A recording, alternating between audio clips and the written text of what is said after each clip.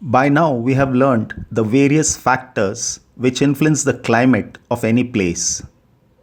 And we have also learnt the various factors which influence monsoon in India. So now we are ready to learn the seasons in India. Well, the four important seasons in India are hot and dry summer, rainy season, season of retreating monsoon, and cool and dry winter. According to me, there are only two seasons. One is summer and other one is winter. Now when I say summer, we all understand the days are long and nights are short. And when I say winter, it is nights are long and days are short. And when it comes to rain, India receives rain in summer.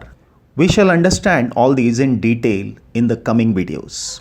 Now to understand the seasons, we must understand the rotation and revolution of the earth. To begin with, on 21st of March, the vertical rays of the sun falls on the equator. On this day, the day and night are equal on the earth. But as we start moving to the second position, that is 21st of June, the northern hemisphere tilts more and more towards the sun. The day becomes longer and the night becomes shorter. This gives rise to summer conditions. On 21st of June, the vertical rays of the sun falls on the Tropic of Cancer and the day is longest in the northern hemisphere. And this is the time when India experiences summer.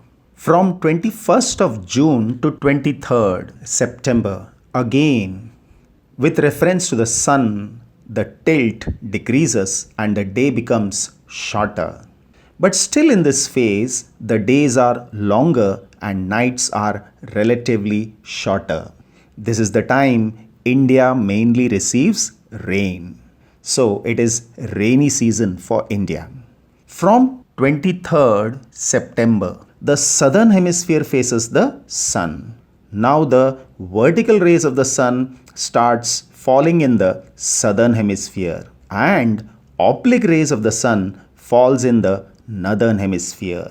For northern hemisphere, the nights are longer and the days are shorter. In this phase, India experiences season of retreating monsoon. On 22nd December, the vertical rays of the sun falls on Tropic of Capricorn. So on this day, the night is longest in the northern hemisphere. Even from 22nd December to 21st March, the nights are long and the days are short. And this is the time India mainly experiences winter. This entire phase is known as Dakshinayana and the apparent movement of the sun is in the south.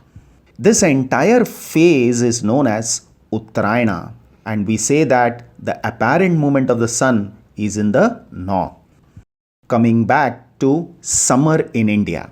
The summer starts in India from the beginning of March and continues up to June. By May, most of India's interior experiences mean temperature over 32 degrees Celsius while maximum temperatures often exceed 40 degrees Celsius. In the northwestern part of India, temperatures around 48 degrees Celsius are not uncommon. In South India, the hot weather is not as intense as in North India. The reason is the moderating influence of the ocean together with the peninsular situation of South India. Now, these two factors keeps the temperatures lower than that in North India. The temperatures therefore remain between 30 degrees Celsius and 32 degrees Celsius in South India. Plateaus and hills are also relatively cool because of the elevation.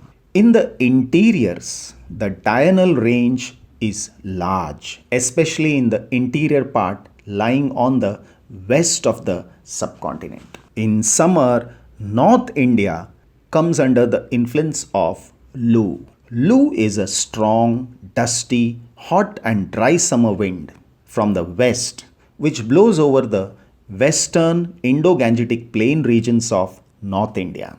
It is especially strong in the month of May and June due to its very high temperatures. Exposure to it often leads to fatal heat strokes. Since it causes extremely low humidity and high temperatures, it has a severe drying effect on vegetation, leading to widespread browning in the areas affected by it during the months of May and June. The Lu ends in late summer with the arrival of the monsoon.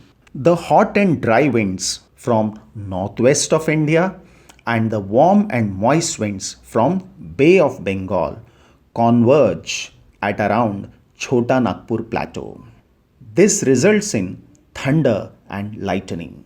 These thunderstorms are accompanied with strong winds and heavy rainfall, mainly in the states of Assam and West Bengal. These local winds are known as Kal Baisakhi, which means the calamity of the month of Baisakh. They bring rainfall in Assam, West Bengal, and Odisha.